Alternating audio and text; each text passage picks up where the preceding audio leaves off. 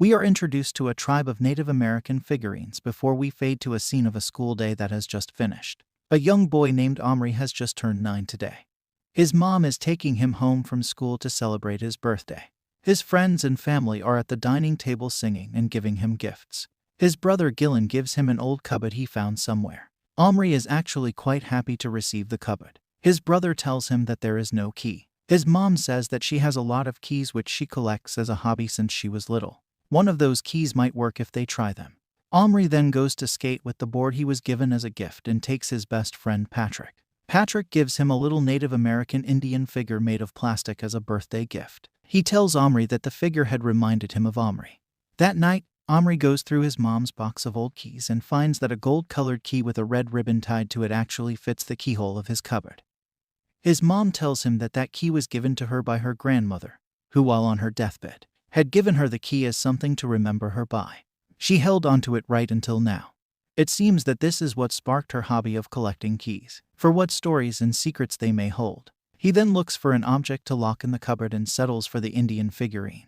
He reads Stuart Little with his mom before going to bed. Later that night his dad tucks him in. Omri is then momentarily awoken by some faint rustling noise, but he goes to sleep anyway. The next morning he wakes up to hear the same noises coming from the cupboard. He cautiously approaches it and then the key pops out and onto the ground. He picks it up and opens the cupboard to reveal absolutely nothing. The cupboard has eaten the Native American figurine. Oh wait, he's just hiding in the corner. He is panicked. Omri tries to finger him but he pricks Omri's finger before he can even try it. He claims Omri is a demon. A giant demon. Omri quickly locks the cupboard as his dad comes in. His dad asks what he's doing. Just cooking cocaine. They rush to get ready for school since they are a bit late today. At school, Omri looks like he's about to pee his pants. He's actually itching to go back home and traumatize the little Indian.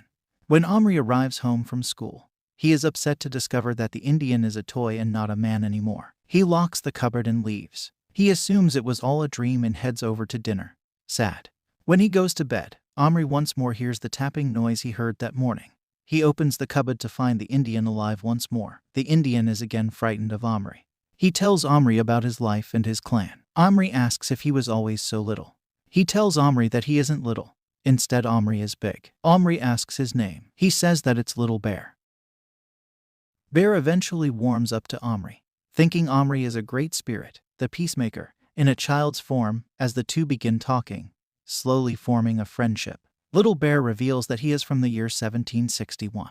He can speak English because the British had taught them, so they can assist in fighting the French during the Indian-French War. Little Bear asks if he can go back home. No, you stay here with me. Omri takes out a toy model of a teepee and puts it in the cupboard, transforming it into a real miniature dwelling for Little Bear to stay in, against his will of course. Later that night Omri decides to get a little freaky.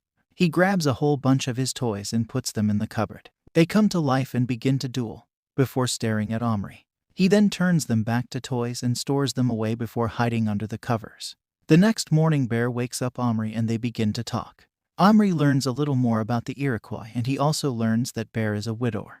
Bear feels the breeze coming in and upon seeing out the window he asks to be taken outside. Omri carefully takes him out into the yard. Bear says that the outside looks like his home, where he comes from.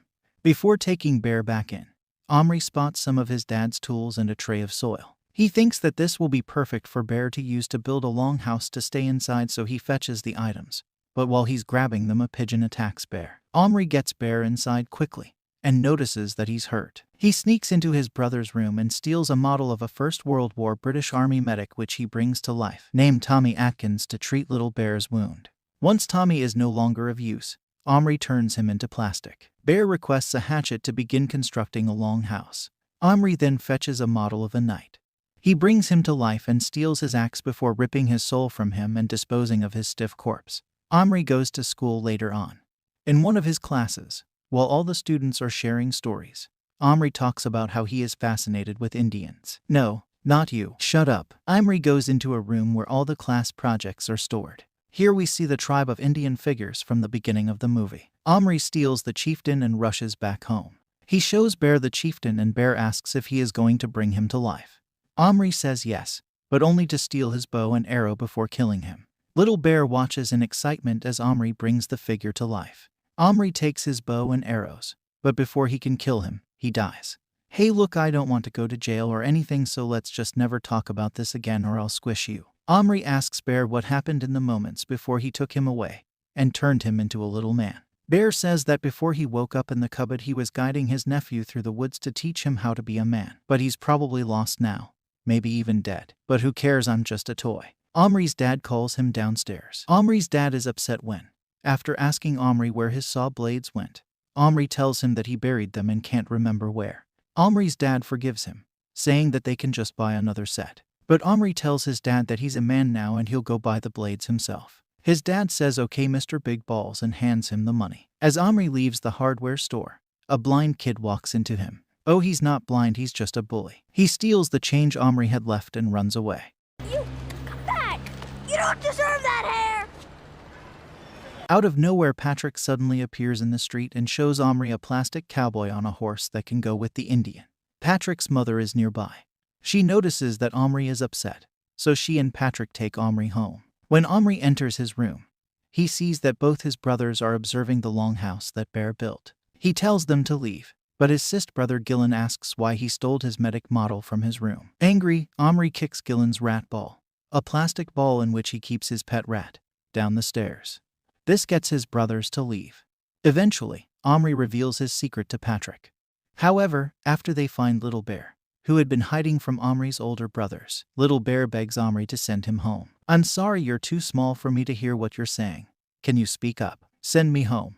"What was that? I just want to go home." I think he said he feels at home. Omri's dad calls him downstairs to give him the blades. Before he leaves, he tells Patrick not to touch the cupboard. "Okay, I won't touch it, I promise, you can trust me, I'm your best friend." When Omri gets back, Patrick had already brought to life the cowboy and horse models. Before the cowboy dies, Omri grabs him. Omri puts him on the bed before he turns around and kills Patrick. No, He doesn't die, but trust me, if you watch this movie you'd wish he... they find out that the cowboy is a man from 1879 called Boohoo Boone.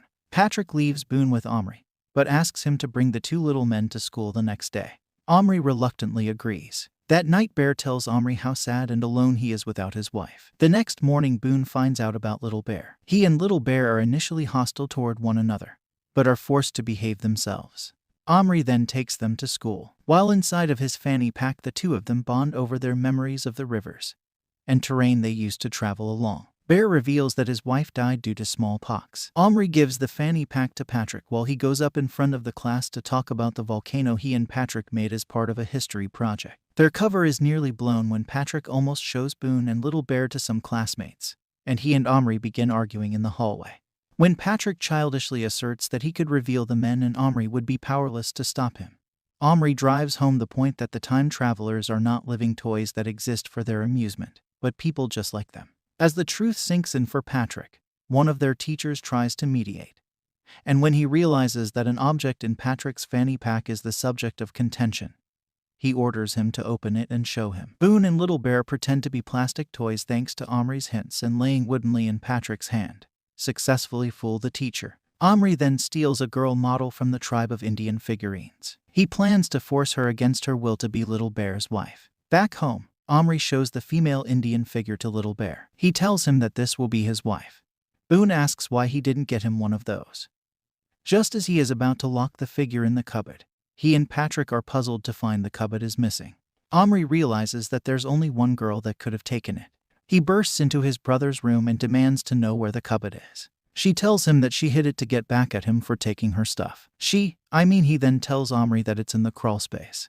When Omri retrieves the cupboard, he discovers that the key is gone. His brother tells him that there was no key when she took it.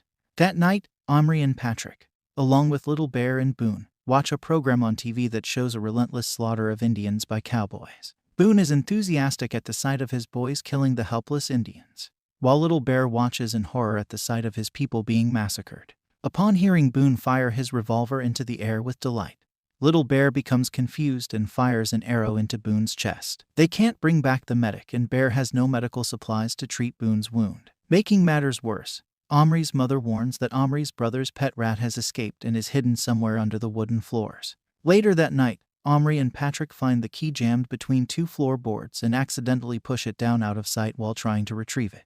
Little Bear goes under the floor and manages to return the key to Omri just before he is nearly killed by the pet rat. With the key back, Omri brings Tommy Atkins back to life so he can treat Boone's wounds. While the still unconscious cowboy is being examined, Omri realizes it is time to return Little Bear and Boone to their respective time periods where they belong. Shortly after Omri sends Tommy Atkins back to his own time, Boone awakens and forgives Little Bear. He understands why Bear did what he did and he's sorry for hating his people so much. Later that night, as Patrick sleeps, Omri goes to bring the female Indian to life. But Little Bear realizes what Omri is doing and stops him. Omri says he doesn't want Little Bear to be alone when he goes back. But Little Bear says that the Indian woman probably has people of her own, maybe even her own family, and forcing her to be with Little Bear would sadden her and in turn, sadden him. Omri agrees not to bring her to life. The next morning, Omri and Patrick say their goodbyes to their little friends. Bear tells Omri of how if he were one of his people he would teach him to be a man like he was doing his nephew. He tells him of how it would be hard for him to be out on his own, but he will learn to protect himself, to provide for himself, and finally when the seasons change he will return home to meet Little Bear who will accept him as his nephew. Omri visualizes as Little Bear speaks. He sees Bear before him, now Big Bear, accepting him into the tribe as one of his family out in the wilderness. Bear asks Omri what will happen to his people, to his tribe. And having studied the history of the Iroquois and knowing the terrible end that the tribe will face, Omri says, "Oh, don't worry about it. You're already dead anyway." The film ends with Omri at school reading a journal entry where he assures everyone that although he will never know where or how Little Bear may be, he does not worry about him anymore.